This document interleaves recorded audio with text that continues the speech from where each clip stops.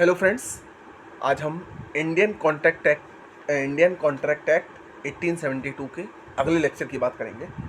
जैसा कि हमने आपको पिछले लेक्चर में सेक्शन 19A तक बता दिया है। अब हम आज सेक्शन 20 की बात करेंगे, धारा 20 की बात करेंगे। धारा 20 क्या है? जबकि दोनों पक्षकार तथ्य की बात संबंधी भूल में हों तब करार शून्य है। Agreement void where both parties are under mistake as to matter of fact। जब दोनों पक्षकार जो हैं वो तथ्य की बात संबंधी भूल में हो तब ऐसा करार क्या होगा? शून्य होगा। ऐसी संविदा शून्य होगी। जहां की किसी करार के दोनों पक्षकार ऐसी तथ्य की बात के बारे में जो करार के लिए मर्मभूत है, मतलब भूल गए हैं, वह करार शून्य होता है। अब इसका एक दृष्टांत देखिए और क्लियर हो जाएगा कि माल की एक विनिर्दिष्ट स्टोरा को, जिसके बारे में यह अनुमान है कि वह इंग्लैंड से मुंबई को चल चुका है, खाक को बेचने का करार क्या करता है? का एक करार करता है खाक को बेचने का। पता चलता है कि सौदे के दिन से पूर्व उस स्टोरा को प्रवहन करने वाला पोत सत्यांकित कर दिया गया था और माल नष्ट हो गया था। दोनों में से किसी भी पक्षकार को इन तथ्यों की जानकारी नहीं थी। करार शून्य।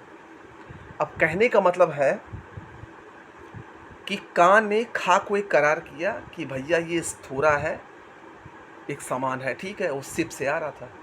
अब क्या किया गया कि सामान में कोई दिक्कत आ गई, ठीक है, तो सामान वहीं जहाज पर ही नष्ट कर दिया गया, ठीक है।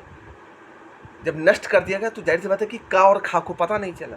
तो जब पता नहीं चला तो का खा को सामान देगा कैसे, जिसका उसने करार किया है, ठीक है। तो ये करार क्या होता है? शून्य, ठीक है। जैसे इसका एक और दृष्टांत देखिए।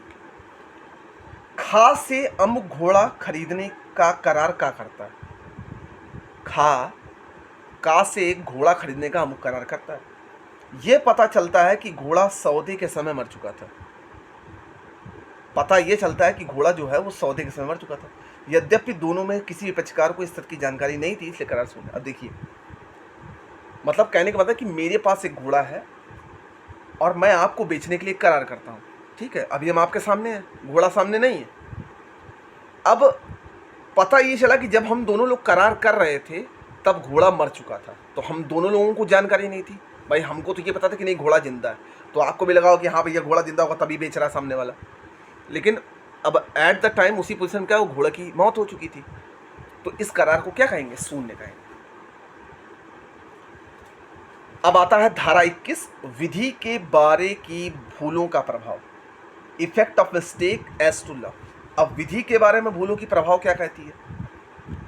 कोई संविदा इस कारण ही शून्यकरण नहीं है कि वह भारत के प्रवत विधि के बारे की किसी भूल के कारण की गई थी, किंतु ऐसी विधि के बारे में जो भारत में प्रवत नहीं है, किसी भूल का वही प्रभाव है जो तथ्य की भूल। अब देखिए, किसी भी संविदा का शून्यकरण होना, शून्यकरण कोई भी संविदा ऐसा नहीं जो शून्यकरण नहीं है, सॉरी, कोई संविदा इस कारण से शून्यकरण नहीं है कि वह भारत के प्रवृत्त विधि की किसी भूल के कारण की गई थी, किंतु किसी ऐसी विधि के बारे में जो भारत में प्रवृत्त नहीं है, किसी भूल का वही प्रभाव है जो तथ्य की भूल का है। जैसे का और खा इस गलत विश्वास पर संविदा करते हैं कि एक विशिष्ट ऋण भारतीय परिसीमा विधि द्वारा वर्जित है, संविदा शून्यकरण।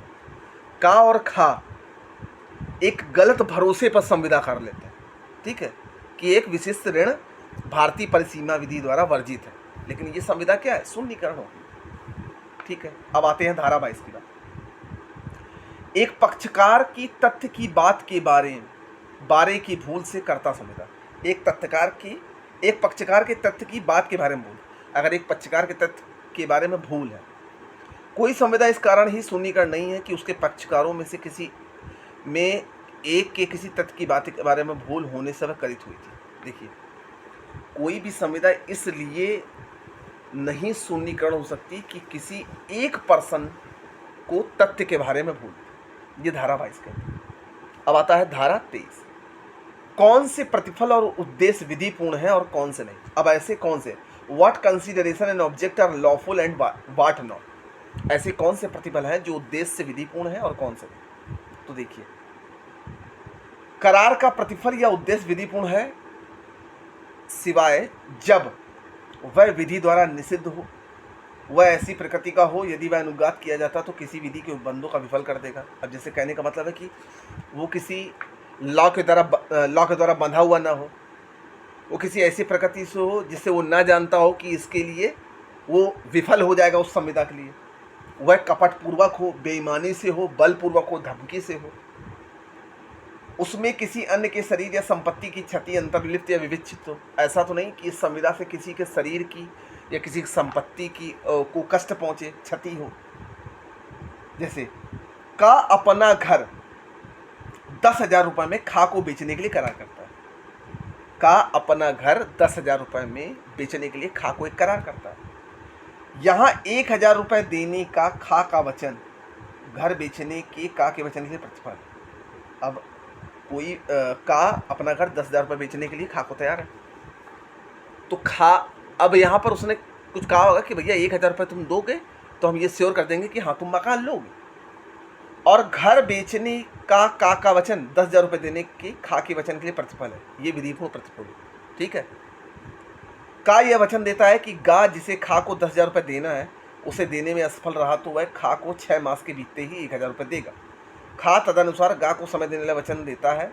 यहाँ हर एक पक्षकार का वचन दूसरे पक्षकार के प्रतिफल है और विधिपूर्ण प्रतिफल है। अब देखिए 2 पर्सन हैं, वो कहते हैं कि भैया अगर हम तुम्हें समय पे पैसे नहीं, अगर तुम्हें हम 6 महीने के अंदर 10,000 रुपये नहीं देते तो हम तुम्हें 1,000 रुपये देंगे, मतलब उसका इंटरेस्ट देंगे।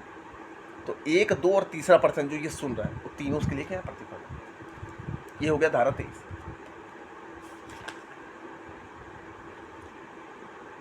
अब आता है धारा 24। यदि प्रतिफल और उद्देश्य भागता विधि विरुद्ध हो तो करार सुन लोगे। यदि प्रतिफल और उद्देश्य, यदि किसी संविदा का प्रतिफल और उद्देश्य, किसी करार का प्रतिफल और उद्देश्य अगर विधि विरुद्ध होगा तो भी करार क्या होगा? शुभ होगा। जैसे का नील के वैध निर्माण का नील के विधि वैध निर्माण का और अन्य वस्तुओं के अवैध दुर्व्यवहार का खा की ओर से अधिक्षण करने का वचन देता है।